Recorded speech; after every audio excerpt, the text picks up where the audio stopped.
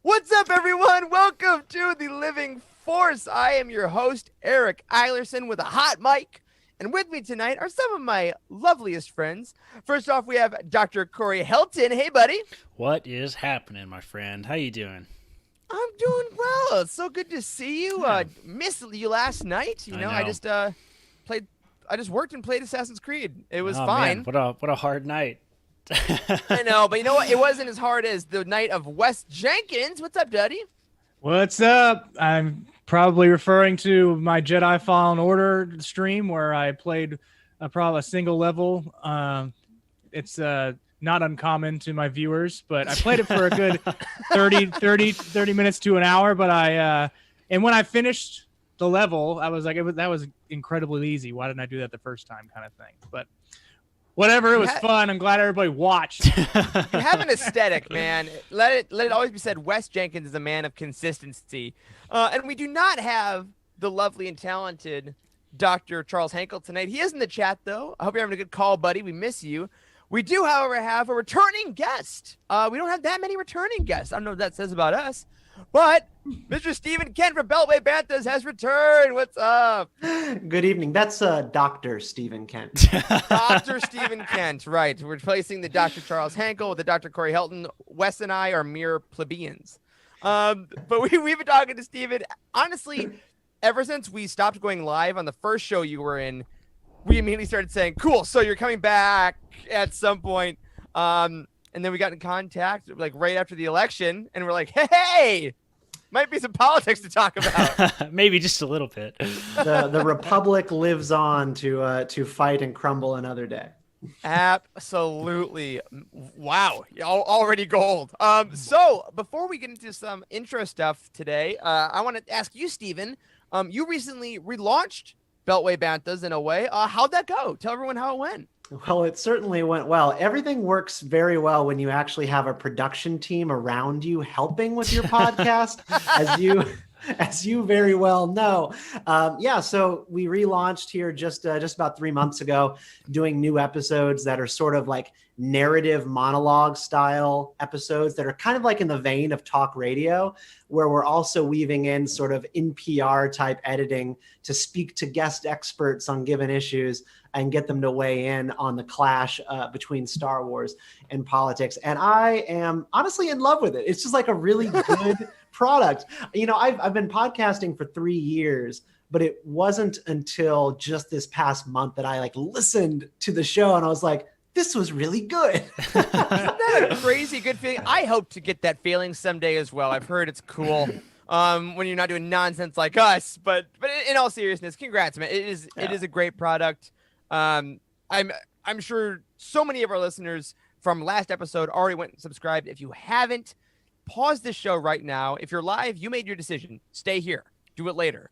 But if you're listening, go subscribe to Beltway Banthas on all your podcast apps right now, and you'll get a little preview of Steven's insights a little bit later in the show. Next, though, we want to hit Patreon real quick. We don't have any new patrons this week, and I think that's because Corey has not set his iJedi date yet. So here live on the show, Corey, this isn't in the outline. Just put me on the When spot, are you doing man. the iJedi reading? What's the timeline? Within how many weeks? I mean, the next, 52 weeks is probably an accurate assessment. I'll have to check my schedule. I got to get through this ICU month. I'm in the ICU right now, treating a whole bunch of COVID. It's pretty stressful. So as soon as I can get through all this, I'll probably set a date. Tentatively, let's say either the weekend of the 12th, the 19th, or the 26th of December. One of those 3 weekends, I'll probably do it. We'll have a big hangout watch party, and we'll try to schedule a time where most of the patrons can come hang out with us. So one of the weekends in December, let's plan for that. Beautiful. So if you're on Patreon, keep an eye out. Timothy, our amazing Patreon manager, will be sending out emails, 1, to ask what kind of passages you're going to want Corey to read, 2, when you're available for him to do it, and 3, probably what kind of shots he's going to have to take to get through the whole thing. But on our Patreon, we do what we do every week and highlight a patron of the week. So Corey, please take that away. Yes, absolutely. So if you guys haven't seen this already, our Patreon is jam-packed with a ton of extra content. We have behind-the-scenes looks. We have exclusive merch, exclusive discounts, a ton of extra shows. Good Lord, we have like 5, sometimes 6, 7 extra podcasts a week. That's more than just Charles, Eric, Wes, and I. So if you haven't seen that already, head over to patreon.com/Utini. But every single week on the show, we like to highlight a wonderful member of our community with the Patron of the Week. And this week, it is Camilla Valenzuela. So Wes, why don't you throw up our Patron of the Week? Hi, Utini family. Thank you so much for featuring me. I got a couple of questions from you guys, so I will just jump in. So my name is Camila, and I was born in Chile, but I moved to France a couple of years ago. And I got into Star Wars because even though I was born a couple of years after Return of the Jedi came out, I was introduced to the original trilogy when I was quite young. I was 3 to 4 years old, by my stepmom, who is a huge Star Wars fan. And I have been obsessed absolutely ever since. In terms of books, I think I found that the book existed when I was a teen. And being an avid reader since a very young age, I felt both excited and absolutely overwhelmed with the amount of material. But it was, they were actually also very hard to find back in Chile. My favorite Star Wars film, absolutely hands down, The Last Jedi. Because I love a film that has many, many layers, and I love that every time I watch it, I keep finding more and more details that I love. And since I cannot choose just one, I will also add A New Hope, because nothing compares to the magic of the movie that started everything. My favorite Star Wars novel. Oh, there are so many for many reasons. In terms of, let's say, writing style, I enjoy novels that are quite detailed, so I really enjoyed Alphabet Squadron, and especially Shadowfall, and the Aftermath trilogy.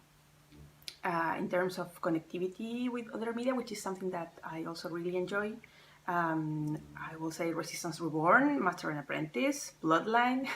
I don't have really specific reasons why I love each one of them, but with art, I think there are some pieces that resonate with me, and I just go with it. What made you decide to join Utini? So I found Utini through the Living For podcast, because I've been listening to podcasts and Star Wars podcasts for years and years, but no one really discussed the expanded universe in detail, and I just absolutely love when stories connect through different media. So I've been listening since almost the beginning. I've been enjoying so much the new canon, and thanks to you guys, I've also been venturing a little bit more into Legends. I joined the Patreon and the Discord not long after that, I think, and I just love the community that you guys have created here. So it's been very nice, and I could not be prouder of being a small part of it. In the future of Utini content, so I can only think of more collaborations with other podcasts. The last ones that you have done have been pure gold, so I just love them. In terms of Star Wars, whatever they want to surprise us with, really, I've been enjoying so much, especially the series. Social media or gaming handles, you can find me on Twitter as camo_Valenzuela, where I talk about science. I am a scientist, and Star Wars. No gaming handles. I am absolutely useless at it. I only play The Sims, but I enjoy watching other people play. And question for you guys: if you will get the opportunity to speak with one Star Wars creative, who would you choose, and what would you like to discuss / listen about? Thanks, guys.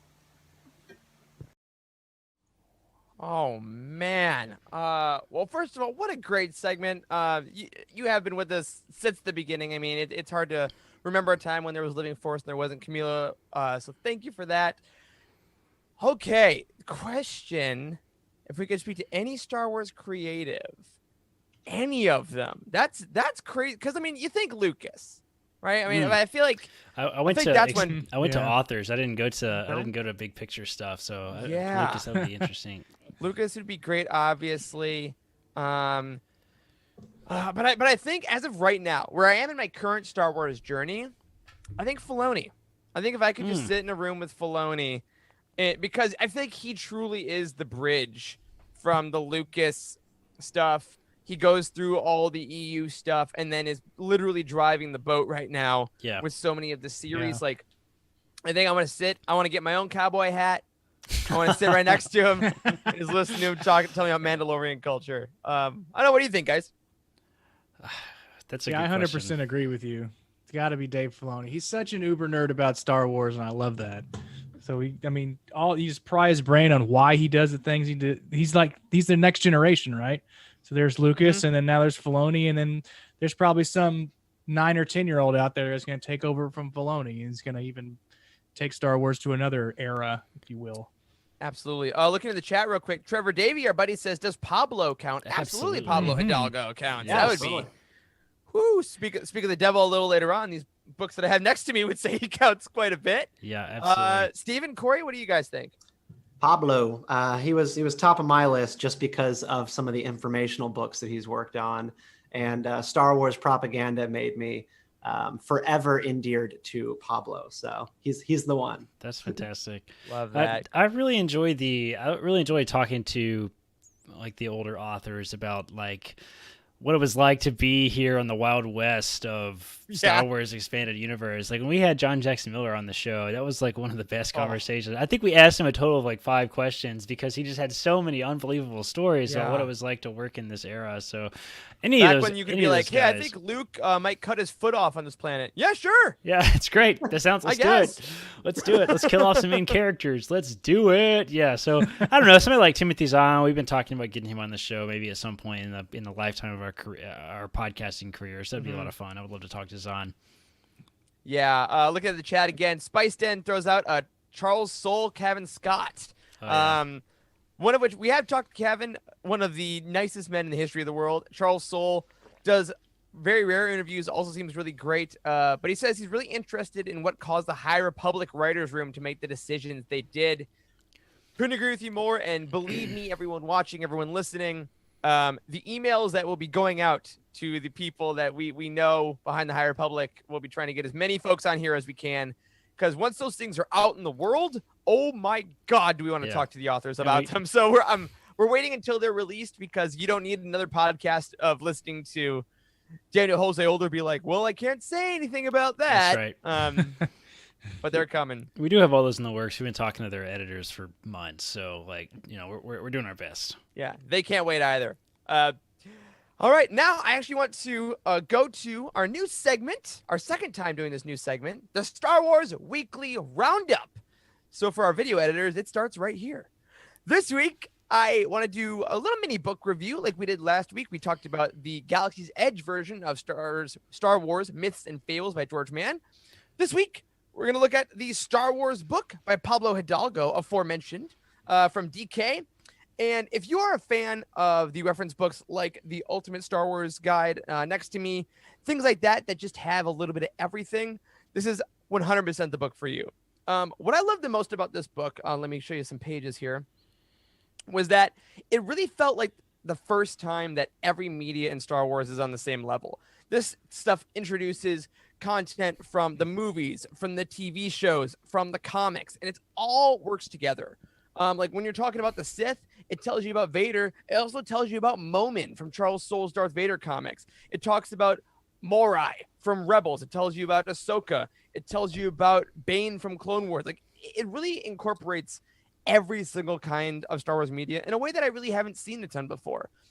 This guide next to me that I brought out for this reason, the Ultimate Star Wars Guide, also from DK, does it in a much more expansive version. Like, as you can tell if you're on the video here, these pages are like, they're full, but they're not overwhelming. There's not an overwhelming amount of info on here. Like even the Night Sisters page here It's a 2-page spread, and then they move on. See, you got some Jedi Fallen Order stuff, as well as some Clone Wars stuff, all on the same level. Whereas the Ultimate Star Wars Guide New Edition is going to have much more in-depth details with exact dates and exact specifications of ships and all these things. But I just want to say, if you want to pick this guy up, I highly recommend it because it's a great one just to pull out if you're like, oh, what year was Lando born again? Oh, right. Oh, wait, what was that one ship called? Like, it's really got all these great kind of facts from your comics, from your books, from your movies, for every kind of nerd that loves that stuff like us. If you don't want to go to Wikipedia and you actually want to look it up.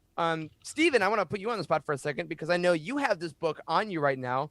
What did you think of it? Do you agree that it's kind of a smaller version of the book next to me, or do you think it has some other unique properties? What do you think about this one? Well, no, yes, I'm just coming back from reading this fantastic book. You know, it's such a journey because like there are not many guides, like you mentioned, that incorporate all of the different elements of creative in Star Wars. Where like this page I'm on for Kylo Ren, you've got not just images and references from the movies, but you've also got comic book imagery here. And this is information and telling of parts of the story that you only get in the comic books. And I don't know if your listeners are like this, but I don't keep up with everything in Star Wars. There's just too much. Right. So you got to have something that condenses all of it. And I've never seen a book do it in as attractive and succinct a fashion as the Star Wars book. So I'm just loving it. And they've got like an entire quarter of the book dedicated to the galaxy's political factions. So, Yes, they do. Of course. so I'm in love. Yeah, it's seriously a great book, and we'll be talking about those political factions later on in the show. So if you actually are watching live right now, you have this book, go ahead and grab it real quick because I'm sure we'll be referencing pages of it later on in the show. But if you do have this book or do you want to go pick it up, head over to utini.com. We got a page for it. I believe there should be pages for all the reference books. And if not, head over to Amazon, pick it up, and you'll love it. Thanksgiving break, take an hour, sit down in your turkey coma and read some Star Wars facts. Some other things that happened this week in Star Wars, and as my books fall embarrassingly, there was an announcement that made, I know, at least Jared and Trevor on our team very happy. Guys, you hear about this? Star Wars Insider Fiction Collection Volume 1 is coming from Titan Comics, which, if you don't know, is the first ever comprehensive physical binding of the short stories from Star Wars Insider. Did you hear about this? Yes, this is one of the times I've certainly eaten my words when it comes to Trevor and the database team.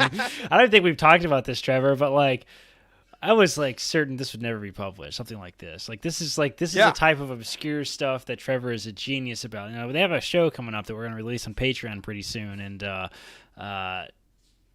this is the stuff that he's obsessed with. There's all these tiny little details that were published one time in Star Wars Insider in 1998. Like no one else has read. Like it's incredible. I'm excited about this. I can't wait to read all these.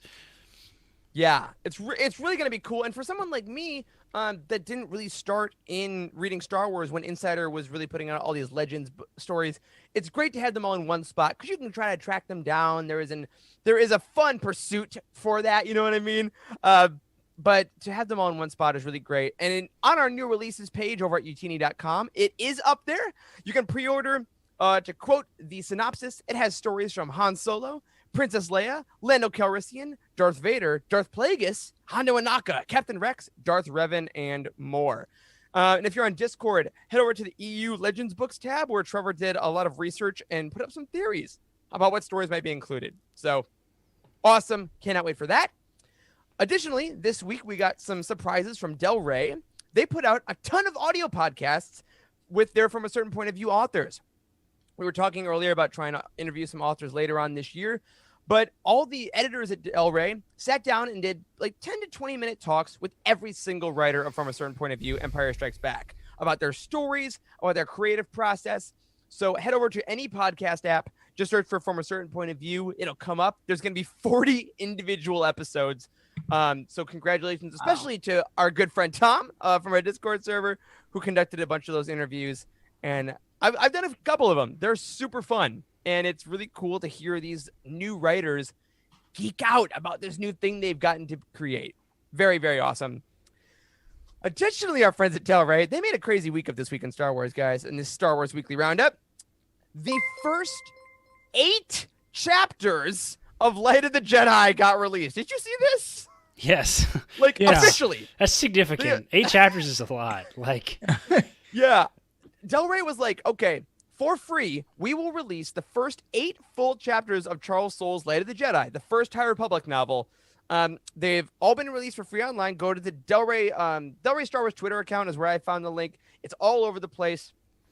And it just gives you essentially a big prologue of the book. I will admit, I read the first 3 chapters and then I stopped because I was like, I love this, and I'm gonna reread it when I get it anyway. So I'm saving a bit of it. But if you're not sold on the High Republic for some reason, I'm not sure why you're watching this show, but welcome. But also, this is a great way, I think, to get maybe some good friends in, to get some people that maybe aren't sure if they want to buy it yet. You get 8 chapters of Charles Soule writing for free, if nothing else. So definitely go check that out. And finally today, I don't know if y'all have watched it yet. It's Life Day. The Lego Star Wars Holiday Special got released today. And it is. Did you guys watch this yet? Any of you? I have not. Not yet. I was Steven, sleeping. yes? Yeah, I watched the trailer. All right, fair enough. I watched it this morning in its entirety. Oh, it is silly. It is fun. It is meta. It pokes fun at itself, and it is just a great little blessing to end 2020. So I want to tell all of you in the chat right now, happy Life Day. I hope that you're all giving your grandparents weird Wookiee sex VRs and watching Lego movies. I'm not going to tell you whether that reappears in the new one. But go check that out. If you forgot it was coming. Yeah. Extended edition. Yes. Who knows? But if you forgot that it was coming out on Disney Plus, it's there right now.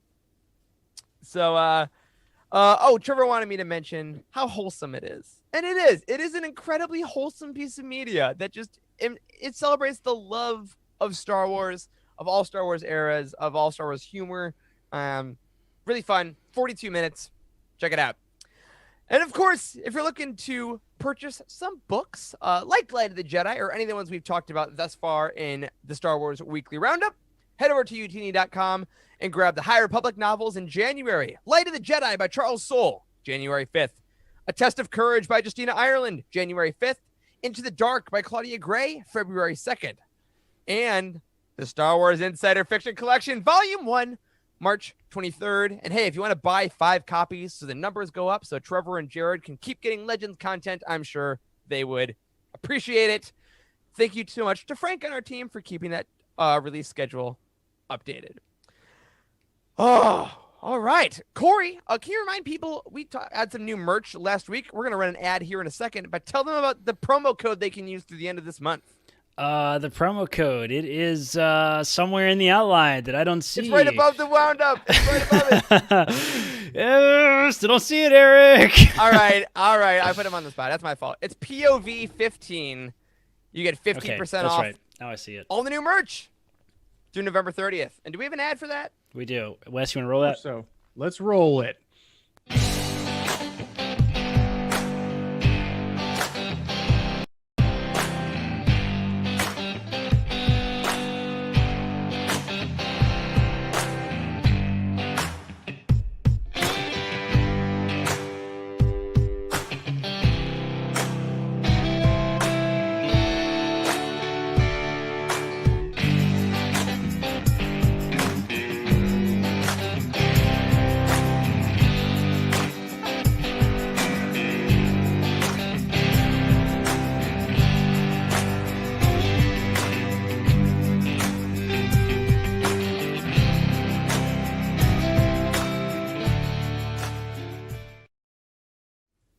All right. Can we get back to politics? Yo.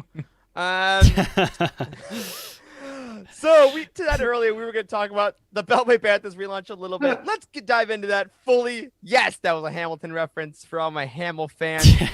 Steven, you briefly talked about your new format at Beltway Banthas, and you talked about you got some cool future plans coming up. let's give that full reign. It's all you, sir. Go into depth a little bit with where Beltway Banthas is going to go, what series you got coming up, and a project you want to talk about.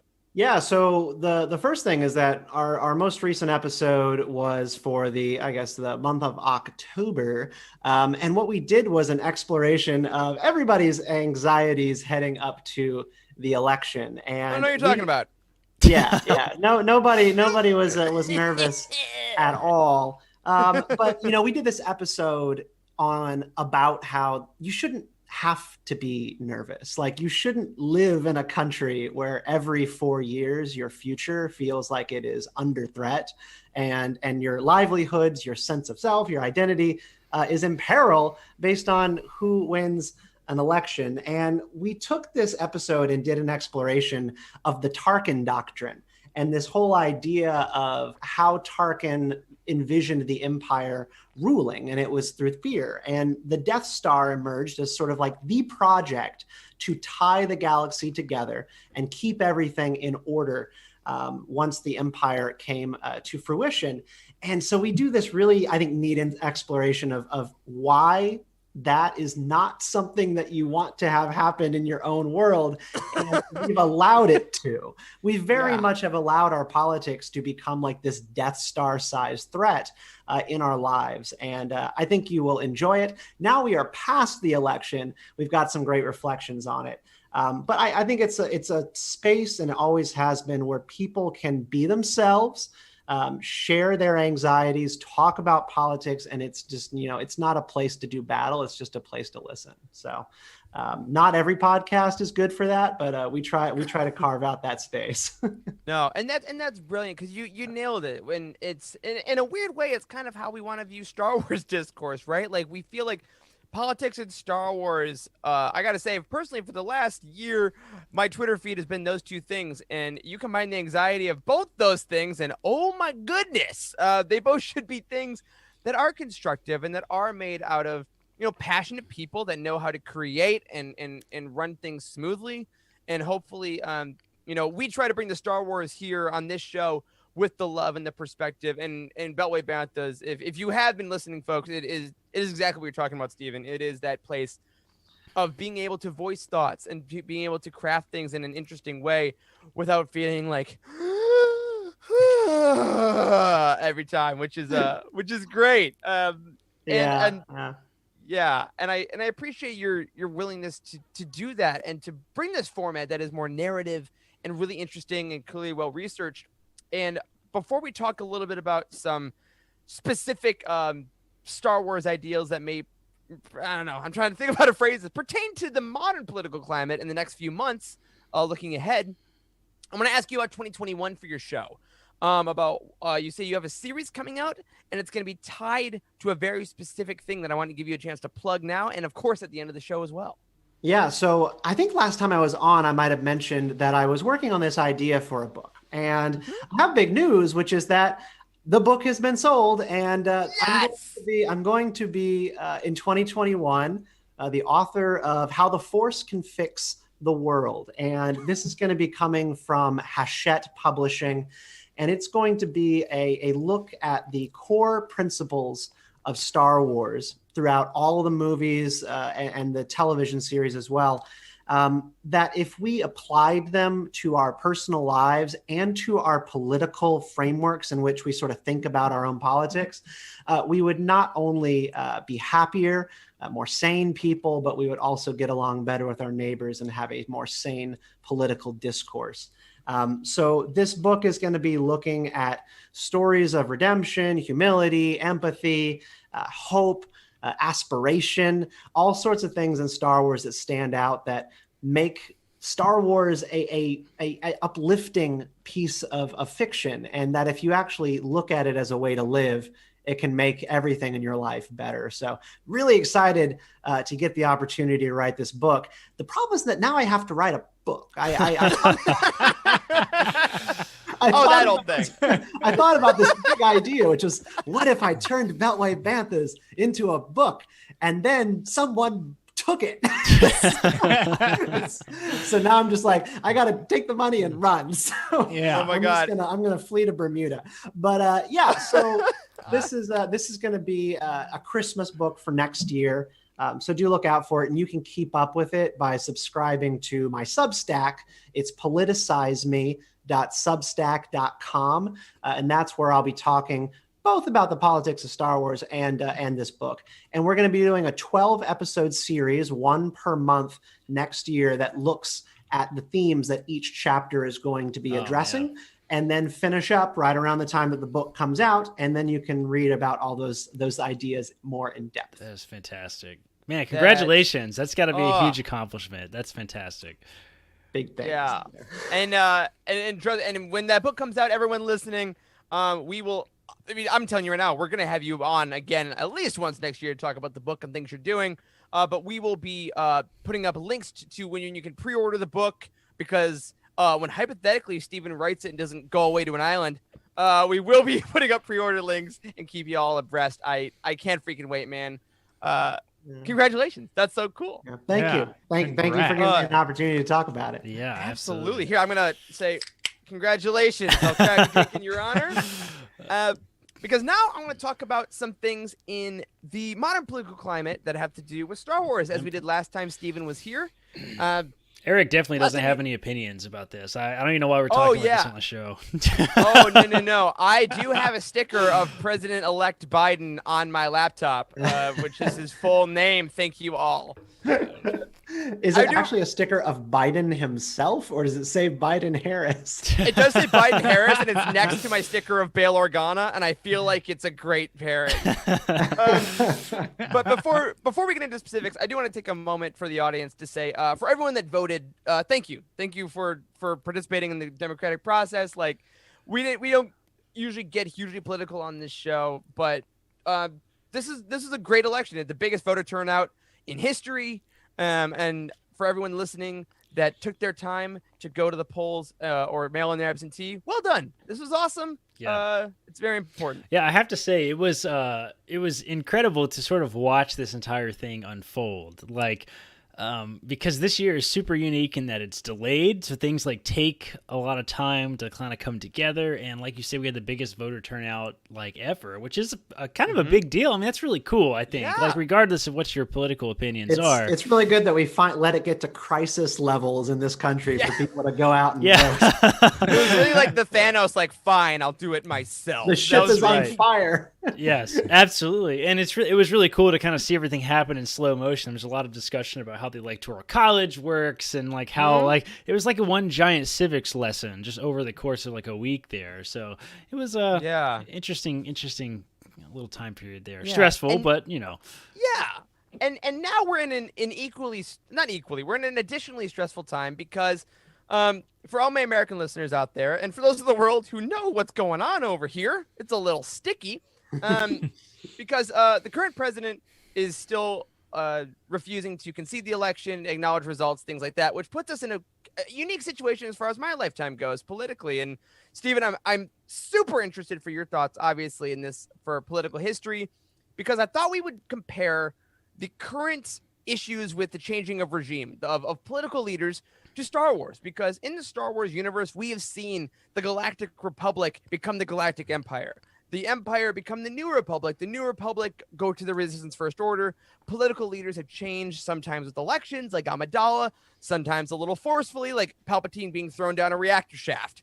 So I think there's weirdly a lot of models for the transfer of power in the Star Wars universe. So, Stephen, when you look at what's going on right now, models, there are ways to do it and ways to not. What strikes you, I guess, about this current power transition issue that we're having, and also like, are there some Star Wars parallels we can kind of latch onto at this point in history?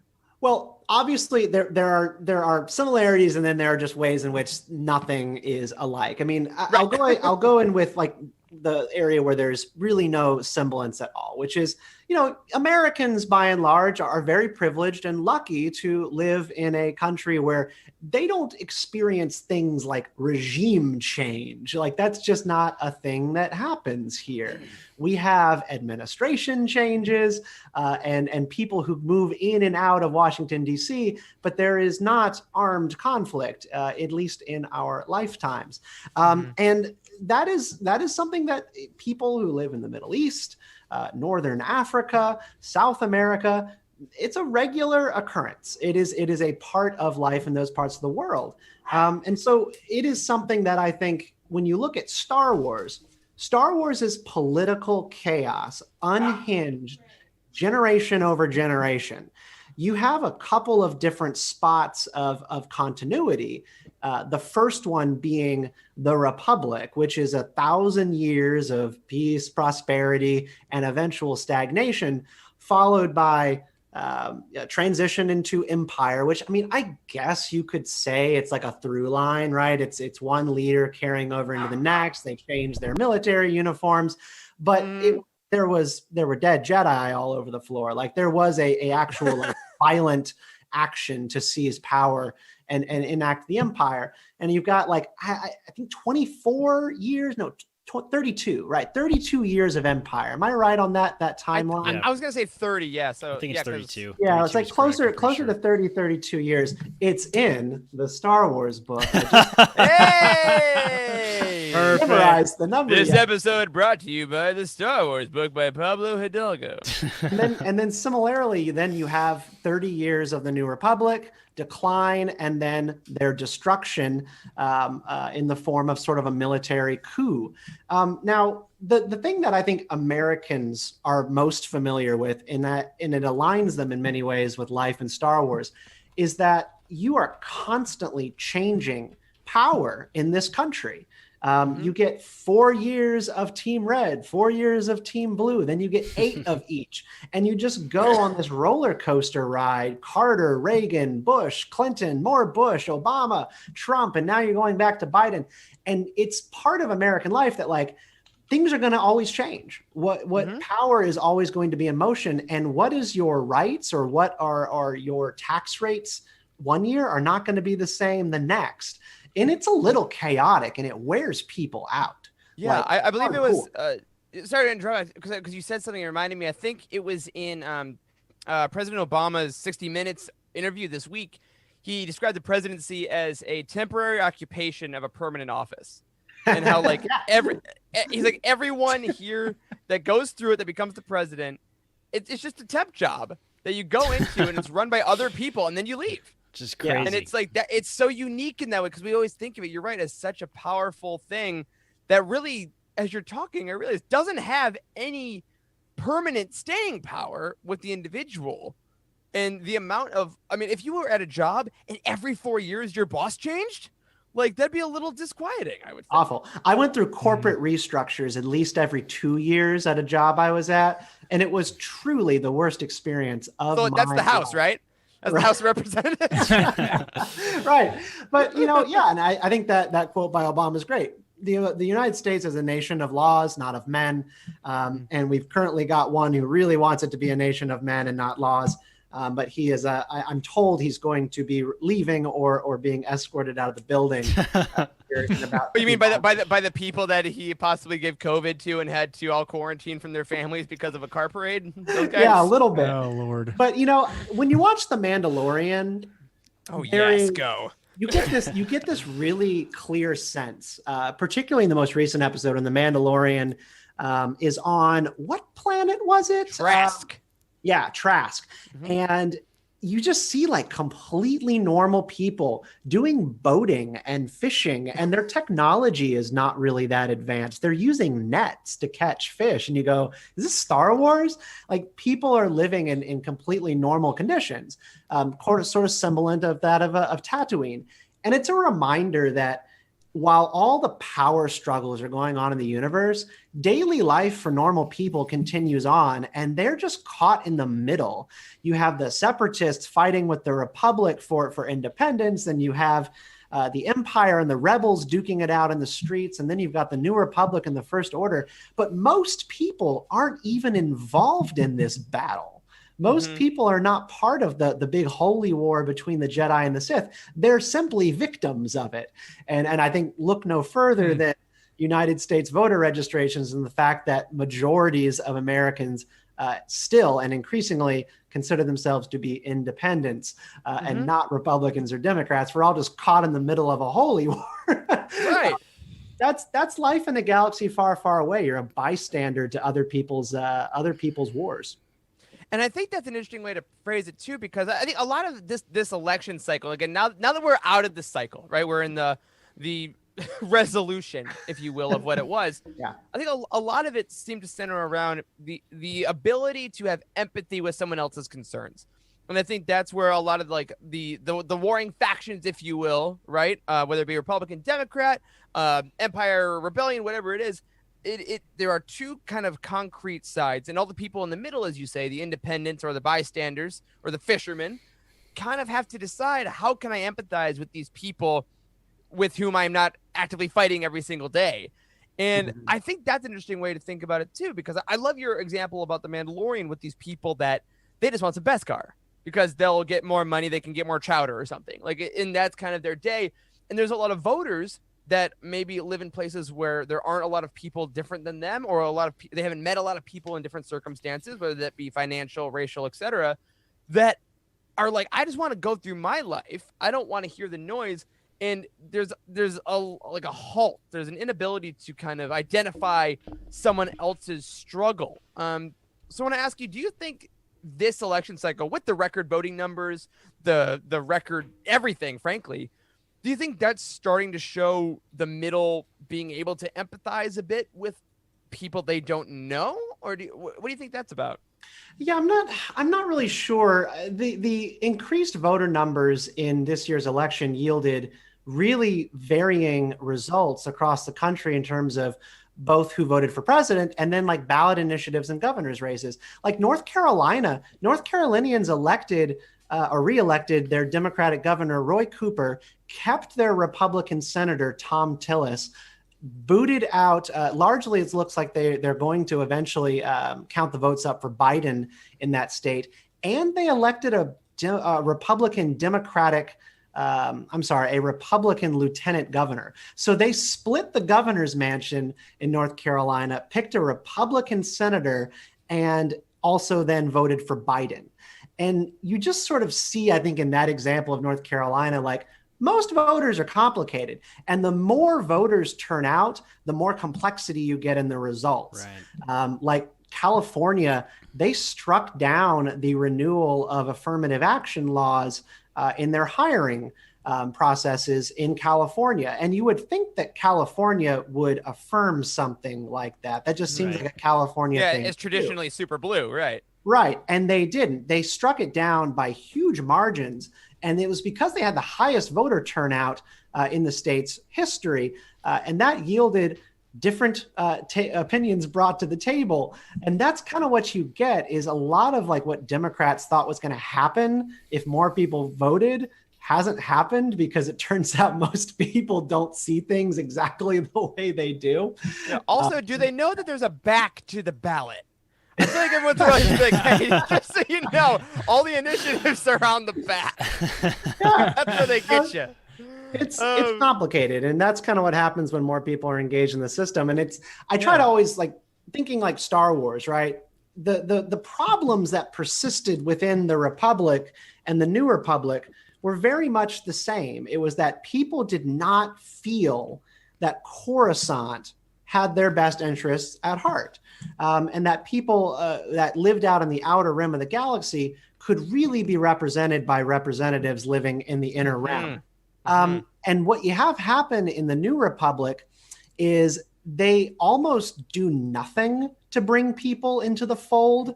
One of the things that I thought was most interesting in the Star Wars book was they lay out how the Republic was incredibly, incredibly technocratic, and that they had a lot of different like welfare programs and government support and services, and the Republic structured trade deals. So it knitted the entire galaxy together. The New Republic took a very decentralized approach, and it ended up biting them in the rear too. Like, it didn't work for the Republic, but the New Republic did the opposite. They cut their military down dramatically with the implementation of what was the Military Disarmament Act. Ooh, what page are you on, by the way? I want to follow along. Yeah, no, it's page 162. Excellent. And the Military Disarmaments Act was mentioned very much in Bloodline, where Mon Mothma wanted to get the galaxy back together again for cooperative governance, but she didn't want it to be coercive. She didn't want the New Republic to have an army that was like making people feel like they needed to join the New Republic, or force would be used against them, or force would be levied against them at a later time. And Mon Mothma slashed the military down to bare bones against much disagreement. I think from Leia herself did not support the idea of doing that. Because it was going to break the galaxy up so much that you weren't going to be able to get people to unite into the New Republic. And that's where the First Order comes in to offer more stability, and exactly what the Empire offered: order. Well, I think that's also interesting about the New Republic too, because when they started, they had a mobile capital. I mean, in the Empire and the Republic, it's Coruscant. We got Coruscant. That's the planet. It's where the Jedi Temple is. Like, you have your religion, your politics, your trade. It all flows through one singular planet, has for hundreds of years. And then the New Republic, you go from Chandrila for a little bit. We get Hosnian Prime, obviously, by the time of Episode 7, which gets destroyed. And that it's interesting because you look at that ability to be flexible, right? We usually use that as a good thing. As I'm flexible, I can really move around, I'm kind of cool. Yeah. But politically, I mean, can you imagine, right? If the Congress is meeting in Washington D.C. Okay, now they're going to Philadelphia. Next week they're gonna be in Colorado. Like, and that's so important, Eric, because when you think about what people didn't like about the Republic, they really hated the opulence of Coruscant and the high-mindedness, elite nature of the Jedi. Like, literally having the Jedi in these spires, it's like it actually evokes like the ivory tower thing people use to critique college professors. You know, and it's the idea of the New Republic was, we're going to move the capital between different member worlds so that people feel like they have a voice, and like, so they're not going to be meeting on Chandrila this 5 or 10 years, but they might be on my world the next. And that's when I'm going to be able to really be more involved in that process and feel connected to this thing called the New Republic. You know what? It sounds a lot like the Olympics. Exactly what it is. Yeah. Yeah, that's true. And it makes it something that moves around. And I think when you think about Washington, D.C., the biggest problem with it, and the reason they call it the swamp, is like, it's where the money goes, because that's where government is. That's where the Pentagon is. So the military contractors are all up I-66 and I-95 going into Washington, D.C., because that's where they can make money. But imagine if the government was always moving. Then you couldn't station all of that money in Washington, which holds the richest zip codes in the entire country. But it wouldn't be that way if you didn't have these ivory halls that just attracted all the money and power. Right. Yeah, and I think that's interesting because I want to talk a bit about I want to use that as a transfer to talk about Naboo for a second, because Naboo, I think, is one of the more fascinating planets. The more years we get out of Star Wars, the more I'm fascinated by the planet Naboo. Wow. Not just because Padme is on my shirt right now, of course, but Naboo is kind of pitched to us as this idyllic planet. It's gorgeous. There are beaches. It's always sunny. I've never seen it rain on Naboo in a book or a movie. Everyone is happy. It's all about art. It's all about commerce. And there's a lot of ivory towers. Like, there's a lot of traditional buildings. Yet it seems that there's a lot of faith in the democratic process of electing queens, which again is the interesting combination of the monarchy and democracy. But I want to ask you, like, what do you think Naboo means to us now as a place that heralds tradition so much, yet also tries to be this like really progressive planet. Do you think if we looked at Naboo 200, 300 years post prequels or so, are they still upholding those traditions, or are they starting to realize we're just voting for a monarchy that is still living in these ivory towers, while we're kind of not part of it? Yeah, I know that's a really interesting question. And I think after listening to it for a couple of seconds, like I'm like, oh, I get it. So like what the difference is, the thing with Naboo is their entire monarchy is based on a public service model that really is not tied to family rule one generation over the next.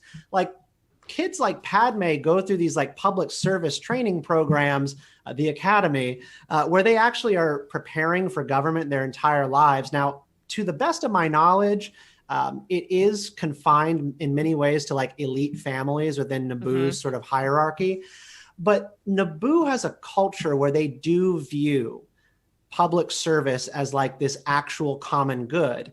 And you end up being part of the monarchy, and then you're not. Like you serve a term like a normal president, and then you leave. That is something that I think we don't have a feeling about, like a strong sense of in the United States. A real deep skepticism of anybody who's involved in politics. Like we just sort of believe that if you're involved in politics, and that you generally are out for yourself and you're trying to enrich yourself, make yourself powerful, or you're trying to get on television, like that's what your motives are. And that's something that is bad about our political discourse and our culture, is we're just cynical about it. And Naboo are just idealists, I think, to the highest order. And I love that because, we've talked on this show before about the idea that their highest political office goes to young teenage women or young teenagers. And the fact that once you're past, 18, you can no longer rule a planet. Yes. So by definition, you can't end your career as like the high politician, which I think we're seeing now with we went from President Obama being one of the youngest presidents in history to now Trump and then Biden being some of the older ones. We're seeing this older generation seems to kind of like want to climb to eventually get to president, and then you're kind of done. And Naboo, they honor the idea of young people being public leaders. Right. And it's something that I write about I finished this chapter for the book so far for how the Force can fix the world. It's my chapter on humility, and the entire chapter on humility looks at Naboo's monarchy and Padme as an example of what you want in a leader. And it's that they don't believe at all times that they know what is right to do. They don't have ideology. Right. They have ears to listen, eyes to see, and they make decisions based off what is in front of them and what people around them are telling them. But Padme doesn't enter the monarchy with an ideology about how Naboo needs to be run or exactly what Naboo's place in the world needs to be. I think she has some pretty strong ideas about reopening Naboo to trade. Like she was upset that her predecessor closed off Naboo to trade with outside worlds, and she wanted to reintroduce Naboo to the sector. But for the most part, like what makes Padme an effective ruler is she's surrounded by advisors. And in the case of Naboo's royalty, the advisors are actually listened to. You actually listen to what these experts tell you, and then you make decisions based off facts. Imagine that. That's just something that we don't get a lot of. We're very steeped in ideology, and it's for a lot of reasons, but it's definitely not because of age. I mean, older people are set in their ways. They view the world a certain way, but a 14-year-old doesn't. Right. And there's something to be said for that. Now, you can sink your claws into that kind of person. You can manipulate that kind of person, I think, more easily. But Padme has an inner circle that she trusts, and I think they served her very well. And we certainly see that sort of dichotomy a little bit between Padme and Anakin in Attack of the Clones, right? Because Anakin's he was around the Republic for the majority of his. Sorry, my dog's being kind of crazy. He was around the Republic for the majority of his life so far, And then Padme has also been around her form of government all this time, and this is she's still pretty new to the whole senator thing, which she finds to be quite frustrating, as we see in the most recent Padme book. But we sort of see that of like Anakin's like, well, they should just have to get together in a room and make decisions about things, and that seems like such a foreign concept to him. And Padme's like, well, that's like what we have, but it doesn't work at all.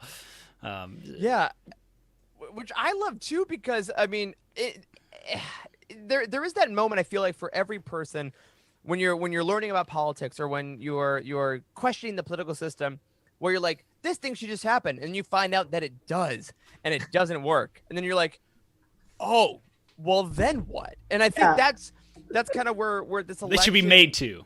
Yeah, they should. Yeah. Be, You know, this is why I am personally looking at the way Congress works. And I remember it was in the early 2000s when there was this big push against earmarking in congressional budgets, where congressional budgets would be negotiated between Republicans and Democrats every year, and with whoever was president.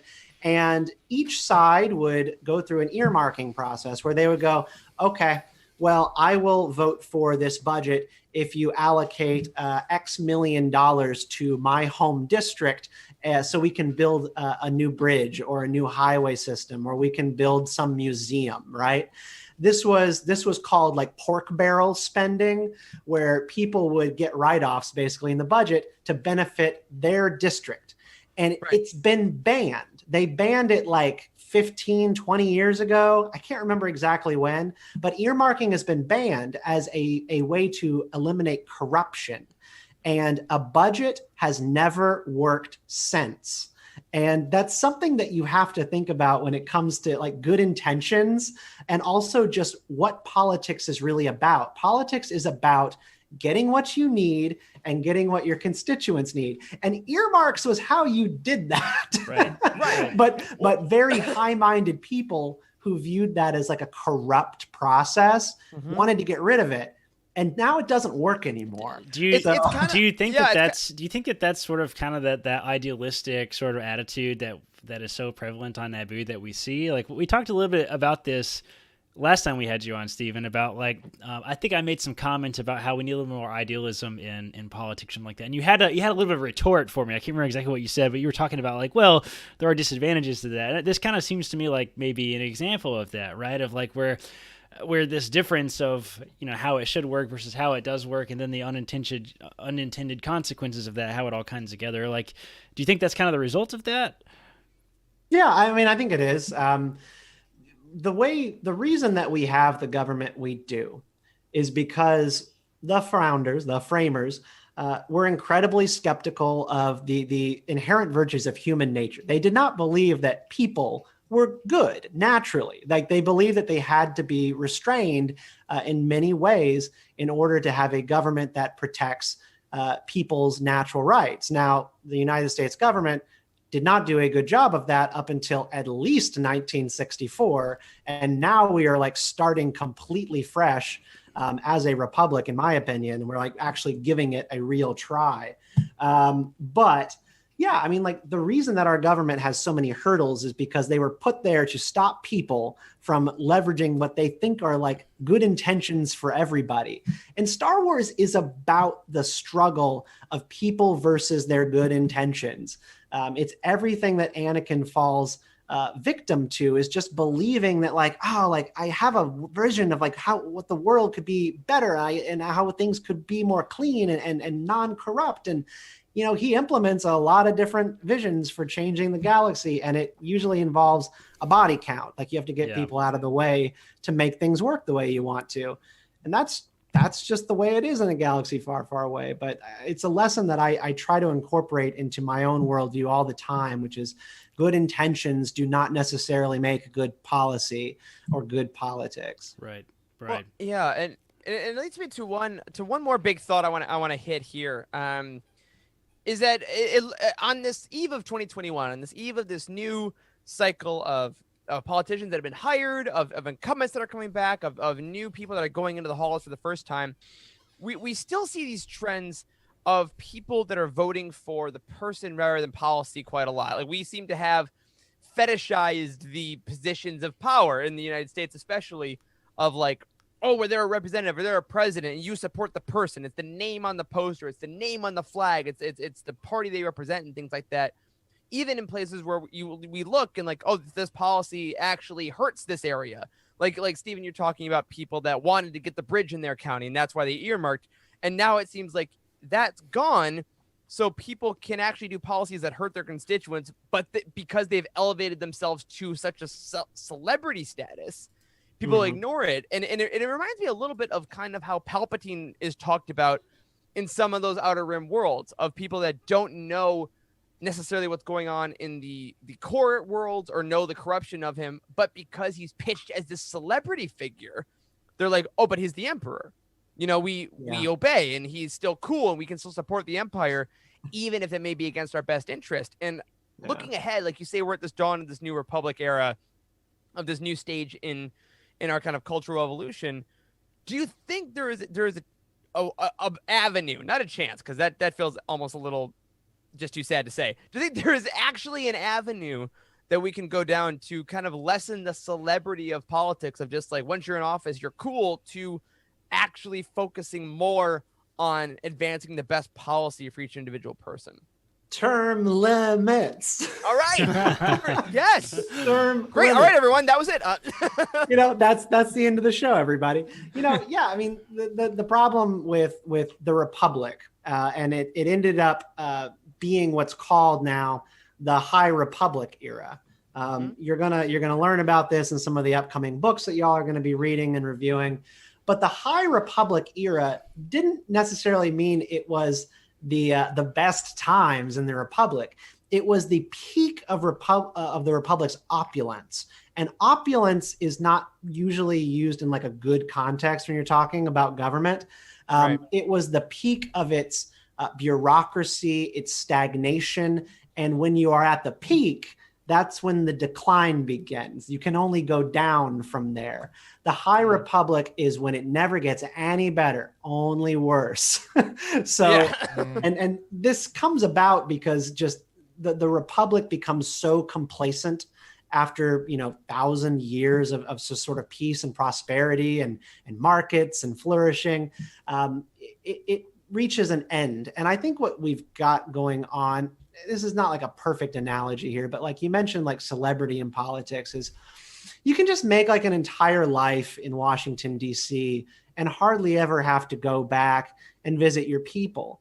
And it has created a system in which the person is benefited more by staying in Washington, going on MSNBC and Fox News and doing cable hits all day, and then pretending to go and legislate and debate other lawmakers, when in reality, you're speaking to an empty room on C-SPAN and just cutting video for your next ad. Like, we've just created this entire system in Washington, D.C., where they don't actually have to come home and deliver anything. And it's again, like those good intentions. It's getting rid of earmarking so that they're not forced to cut deals and make tough decisions about budgets.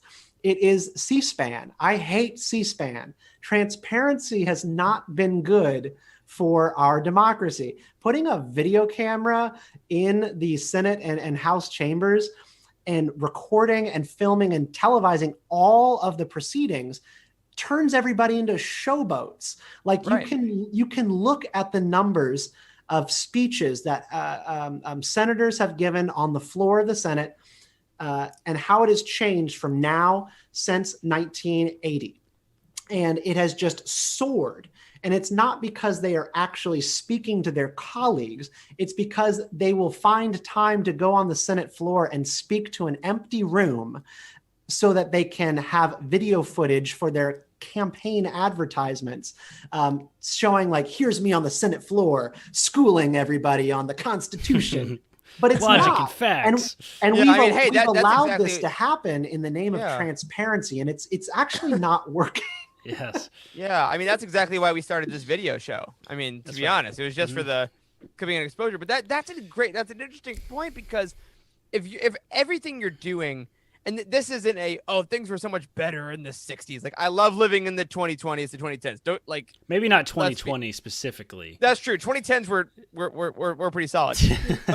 But like the idea that what you did could only be shown by the actions and the laws that were signed and the actual articles that came out does, I guess, put more of an impetus on the action. Now, accountability is great, like getting those speeches of people standing up to people in power, standing up to harassment, like obviously is great, and we don't want to lose that. But you're right, if we want that, if we want the people, they're going to call people out on their despicable behavior in the light, then we also have to admit that light exists for people to promote themselves as figures. Yes. And I think that there's got to be a medium, and you nailed it with term limits. I mean, you think back to episode 2, which I didn't wear this shirt because I thought we'd talk about episode 2 quite a lot, but damn, it works. Like that time when Anakin's like, I heard they tried to amend the Constitution so you could rule another term, and Padme's like, no, I would be of more use to my people as a senator.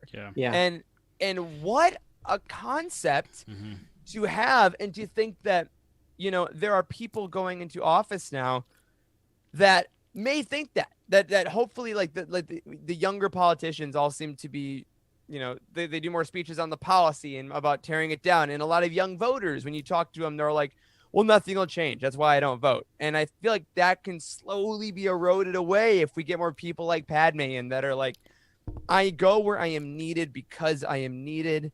And I really think that there is a light to that. There's a light at that tunnel that is starting to sparkle. It certainly seems like there is a little bit of hope in that regard. But Stephen, do you think it's possible to come back from this power vacuum that we have? Like, to circle back around on the original questions that Eric was talking about, like about regime change, right? Does it take a regime change to see really powerful change like that in human history? I don't have an optimistic view of human nature, and I tend to think that we only do things when our backs are up against the wall and we have nowhere left to go. We have created a system, both financial and political, and you could even say like for instance, like with media, right? Like having like capitalism infused with mass media has been a huge mistake. Yes, absolutely. It's certainly not capitalism. Our best choice. News and financial incentives are tied together. Awful idea. I think things are going to have to get really bad before they get better. And I know things have felt really bad for 4 years, but it's always worth remembering they could be way worse. Any brief look at the fallen empires of humans past can certainly alleviate the concern that it could be much worse. Yeah, and I think that there's also a nice thing I try to remember there, where, you know, and to liken it back to Star Wars as well, right? We have seen scenes in movies, films, which is the same thing, books, comics, TV shows, of different amounts of tragedy, right? Hosnian Prime blowing up was an absolute tragedy. Obi-Wan Kenobi dying was a tragedy, even though it's one person versus a billion. And I think as we look ahead to this new era of the country, which it will be, every new presidency and every new kind of policy era does change a lot of stuff, that if you are listening to this and you're feeling anger or relief or whatever it is, there is validity to that. And I think that looking ahead, even though it may not be the worst it's ever been, if you are breathing a sigh of relief because of the last 4 years are now over, and there is now a person that sees you, no matter your race, gender identity, whatever it may be, that's great. And whatever little sparks of hope we can have, right? Like the spark that will light the fire, that will light the candle to light the room in the hallway, or whatever they say in episode 8. I think is very valuable, and I think that's the spirit going forward. I think is interesting in both U.S. politics and Star Wars media. I think we're seeing a lot of hope narratives, and I hope that really drives a lot of people in this generation, both consuming this media, voting for leaders, is that you vote with hope and the ability to breathe and not think about it every day, you know, the ability to enjoy things. And I think that's a bright future we can all agree on. Yeah, and I think when election day, when the election results actually were kind of coming in, and they were calling the race for Biden last weekend, I saw a lot of Star Wars Twitter using like GIFs from Return of the Jedi, the Ewok celebration, the fireworks and stuff like that. And one of the big sore spots for a lot of Star Wars fans with the idea of having a sequel trilogy was that wasn't a happy ending. It was just a pause before more trauma and horror and death of our favorite characters and all this stuff. It was just a moment in time where things were good. Take a moment to breathe, but the fight continues. That's right. The First Order, when the Empire falls, the First Order is just ready and waiting to step up and fill that void. And I was talking earlier about mixed election results and how the Democrats won the White House, but they lost a lot of ballot initiatives and other races down ballot. Trumpism is alive and well. Yeah. And there are white supremacists on Exegol. There's going to be an inheritor to his politics, and they're going to run in 2024. And y'all, Trump had like very radical politics for a Republican, but now his politics are going to be channeled through someone who actually can speak probably normally. Right. I can't. Give me 2 years before we have that talk, Steven. I know. I can't. Get I ready don't have for enough white claw for that. Trumpism, but with Palpatine's silver tongue, and that's right. going to be dangerous. And so, just rest and then get involved and get back in the fight, and encourage your lawmakers to actually lawmake, to legislate, to meet with people, and to strike deals and make government work, because stagnation and decline is currently, I think, what we all feel like we're experiencing, and very much the high republic fashion. And when you get enough stagnation and decline, you eventually get people crying out for somebody, anybody, a Palpatine to fix it. Right. And we need to avoid that. Absolutely. That every single time that has ever happened in human history, it has resulted in catastrophe. And it does both in Star Wars, it does in real life. And I think that's one of the things that we can truly appreciate about Star Wars is like that universe is so large and fantastical. It truly is a reflection of our own ideology and opinions and fears and hopes, and like everything that we see happen in these films and in these books is certainly able to play out on screen, like in real life, right? So I think that is a very eloquent way to put it. Is the Trumpism plus the silver tongue is a very dangerous ideology, and unfortunately, it looks like a very large, very very large number of people have identified with Trumpism as the Republican Party, which is certainly a dangerous way to move forward. And and I guess and to kind of to close that out, because we are gloriously running a little long, which is great. I mean, I could talk to Steven, I could talk to you for 4 hours. Let's be clear. Let's be clear. Yeah, let me be clear. I don't like doing that. That was great. But the ideas of Trumpism, I guess we never said them officially. If you haven't gotten them by now, do not mesh with this podcast. Do not mesh with anything that we try to put forward. Do not mesh with what Star Wars puts forward. But we think that, like Steven, like you're saying, there is a lot of good in the world. There is good for people that want to make change, and take your breath, take a lap, and then get right back to work and listen to people that know what they're talking about. Listen to experts. Listen to Beltway Banthas. And Steven, come next Christmas, remind me what every single listener is going to be pre-ordering to put in the stockings of all their political allies and foes. How the Force can fix the world. And you can stay up to date on it by going over to politicizeme.substack.com. And I'll be posting more about it there. Fan-freaking-tastic. All right, we're going to do a couple of housekeeping things here before we say goodbye to Steven, because I want to keep him on the Zoom call as long as I can. Wes, tell us what's going on this week in Utini Game Night, please. So, Utini Game Night, I hope you all enjoyed it. If you are a patron yesterday, and if you received the feed on Friday, I hope you loved the stream on Wednesday, because Andrew is going to be playing Squadrons along with Eric. Eric is going to join him, and apparently they're going to have a trivia contest. So I hope Andrew beat you, Eric, in your face. And thanks, buddy. Utini game nights are happening on Wednesdays and Fridays, and there will be some times where we'll just throw it up there on the weekend whenever somebody has time. So we pick a Star Wars game, whether it be a new game, an old game. I'm thinking about doing some streams with Super Nintendo games coming up pretty soon. So it's great time. You can catch the replays on YouTube, and the big ones we got going now are Battlefront, Squadrons, and Jedi Fallen Order. Absolutely. And with the Lego Star Wars coming out soon, there'll be definitely some of that. And if you want to keep up to date on all those, we're going to keep you abreast as we can on this show.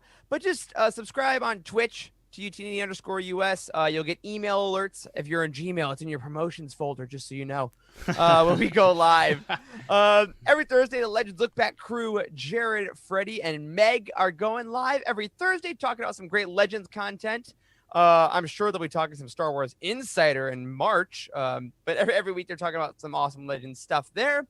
The Conjure Book Club is still going every Saturday, talking about Kenobi, just in your regular book club format. December is going to be their Age of Republic comic series, and of course, January, Light of the Jedi. And if you want to get a head start on that, read the first 8 chapters. You're ahead in Conjure Book Club. Oh, and on our Patreon, of course, we just released today, as of this live show, our latest bounty hunt on the Mandalorian episode, which may have been, not to brag, our best bounty hunt episode ever, which I believe we are releasing for free to everyone. Is that correct? That is correct. We just gotta do it. Just gotta put it out there. All right. So if you're listening to this on the main feed, listen to our last bounty hunt episode for absolutely free.